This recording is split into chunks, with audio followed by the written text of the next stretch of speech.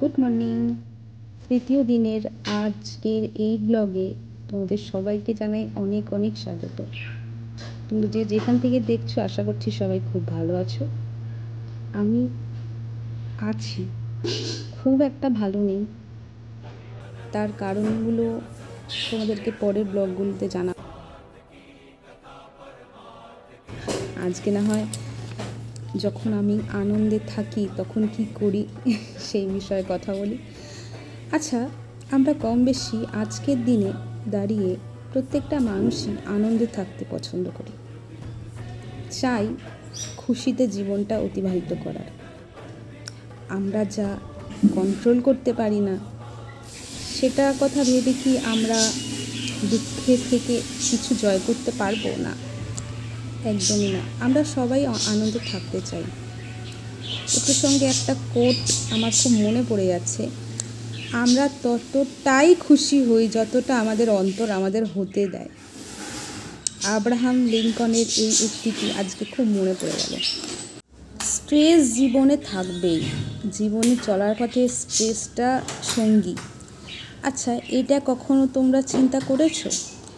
যখন তোমরা ছোট ছিলে তখন আনন্দ হলে কি কি করতে? কল্পনার মাধ্যমে ওই পুরনো দিনে ফিরে গিয়ে সুখকর অনুভূতিগুলোকে চেষ্টা করো তো মনে করার। আমাদের জীবন যখন চিন্তায় ভরে যায় তখন আমরা এক প্রকার ভুলেই যাই যে আমাদের জীবনে কোনো সময় আমাদের আনন্দ ছিল। যদি সমস্ত চিন্তাকে নিজেদের উপর চেপে বসতে দিই তাহলে সেই চিন্তার জাল থেকে নিজেকে মুক্ত করা কঠিন হয়ে যাবে। আমরা সবই জানি, কিন্তু তবুও আমরা এইগুলোকে ভুলতে পারি না। চলো আজ তোমাদের সাথে শেয়ার করব এমনই কিছু সুন্দর উপায়। স্ট্রেস ম্যানেজমেন্টের যে বিষয়টা, এটা তো প্রত্যেকটা মানুষেরই লাইফে হয়, বলো। আচ্ছা, তুমি নিজের জীবনে এমন একটা জিনিসের তালিকা বানিয়ে ফেলো।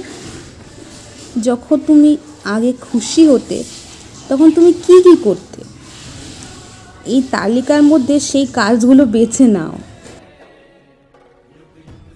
সেই কাজগুলো পুনরায় তোমাকে খুশি হতে বাধ্য করাবে।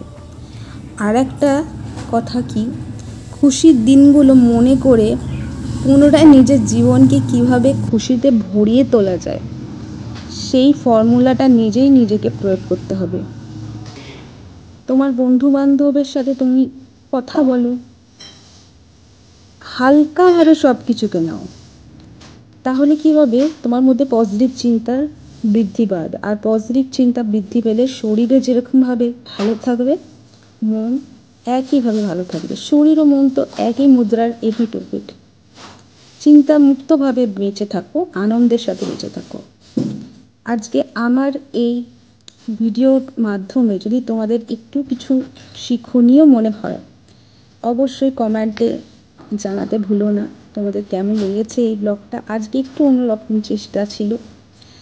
আর আমার দিনলিপিতে আমি কি কি করি না করি সবটাই তোমাদের সাথে শেয়ার করছি। তোমরা তো ভিডিওতে দেখতেই পাচ্ছ। আজকে ব্লগটা এখানেই শেষ করলাম। Bye bye.